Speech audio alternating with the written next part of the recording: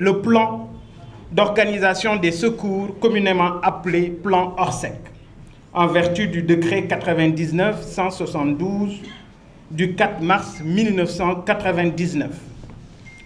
Nous interpellons ici le gouvernement et son Premier ministre Ousmane Sonko sur la responsabilité de trouver une réponse appropriée à la situation de catastrophe naturelle à Touba et à Kaolack et dans toute autre région sinistrée du Sénégal pour fournir l'assistance adéquate aux milliers de sinistrés.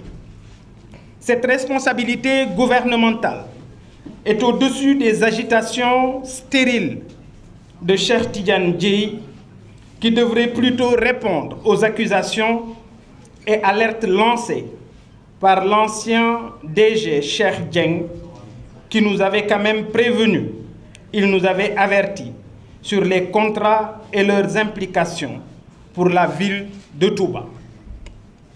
Nous nous engageons dès la mise en place de la prochaine législature à initier une commission d'enquête parlementaire sur les chaînes de responsabilité relatives aux défaillances constatées dans la prévention et la gestion des inondations de l'hivernage 2024, qui incombe exclusivement au gouvernement.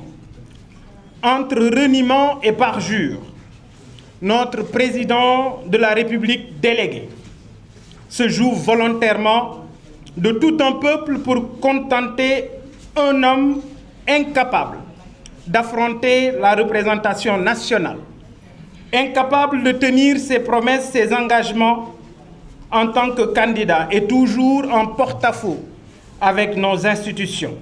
Oui, Ousmane Sonko n'a jamais volontairement déféré aux convocations de la commission d'enquête parlementaire, de la gendarmerie, du procureur dans l'affaire des procès Mame Mbaye Niang et Adji Sarr.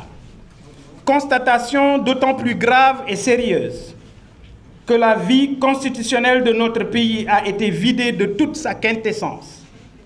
À la place des institutions constitutionnelles, dotées d'une fonctionnalité connue de tous, on nous impose aujourd'hui un régime d'amalgame et de confusion, de rôle au sommet de l'État et au profit de la volonté exclusive d'un seul homme, le président du parti PASTEF devenu depuis avril 2024 le président de fait du Sénégal sans avoir prêté serment ni avoir été investi de la charge. Faisons du palais de la République un simple bureau de poste et du président élu un simple militant de PASTEF. J'en veux pour preuve la déclaration du 12 septembre dernier qui a entériné définitivement l'ère de la présidence de facto de Ousmane Sonko et le serment de fidélité du président assujetti aujourd'hui à un rôle de suzerain, nous ramenant à la féodalité après tant d'années de conquête pour une démocratie que tout le monde enviait. C'est le début d'un grand totalitarisme. En juillet 2023, Ousmane Sonko mettait toute la responsabilité de l'immigration clandestine sur le dos de l'ancien régime. Aujourd'hui, devant plus de 200 morts et disparus à Mbour, il n'ose pas s'y rendre, ne serait-ce que pour présenter ses condoléances. Sa nouvelle doctrine, Kulap Seyay Djurat, et le pansement de Diomaye se résume en un seul mot, le yolé yolé. Les accidents de la circulation déciment nos familles. Il ne se passe plus un jour sans accident mortel. Incapacité, aïgaf ou mysticisme, je veux en tirer rationnellement la conclusion que ces nouvelles autorités sont incapables, inaptes à assumer la fonction au point de générer les réponses structurelles face à ces menaces qui déciment nos familles sur nos routes. Le Sénégal ne mérite pas la tragédie qu'on lui impose.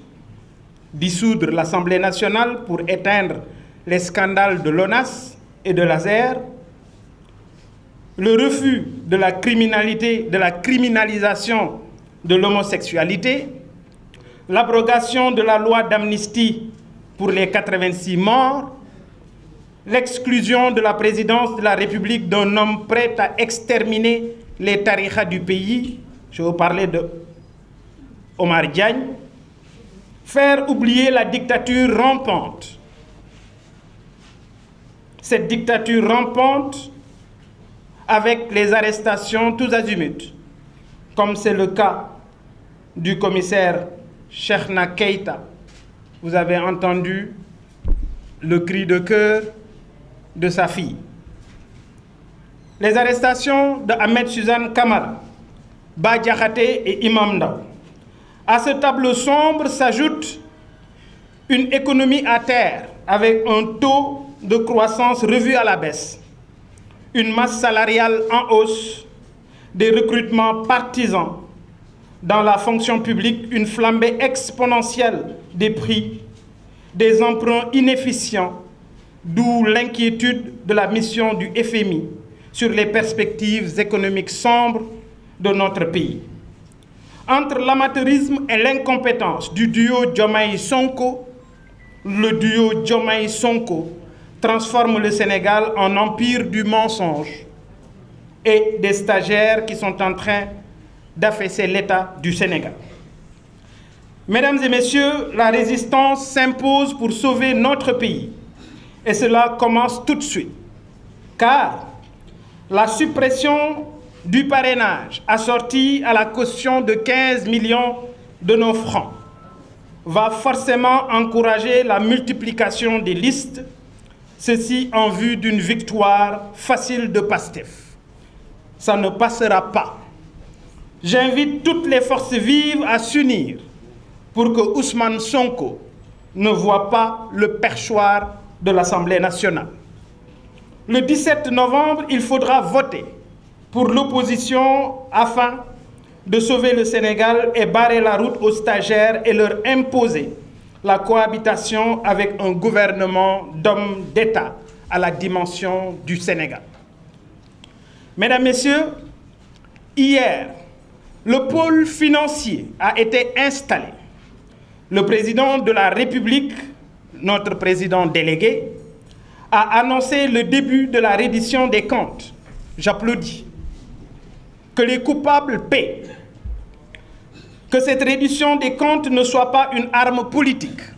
D'ailleurs, dès demain, nous, Gumsabam, allons déposer 3 plaintes sur les dossiers de l'ONAS, de ASER et sur l'emprunt des eurobonds. Nous sommes pour la reddition des comptes, oui, aux procédures judiciaires, mais que toutes les procédures judiciaires soient considérées. J'interpelle ici le ministre de la Justice, garde des Sceaux, le procureur de la République, l'Union des magistrats, les cours et tribunaux, sur le sort que le système judiciaire réserve à l'ordonnance de renvoi et de mise en accusation du doyen des juges d'instruction Omar Maham Diallo en date du 17 janvier 2023. Car il ne saurait y avoir de justice à double vitesse. Le principe d'égalité par la loi, dans la loi et pour la loi s'impose à tous les citoyens sénégalais qui sont d'égale dignité.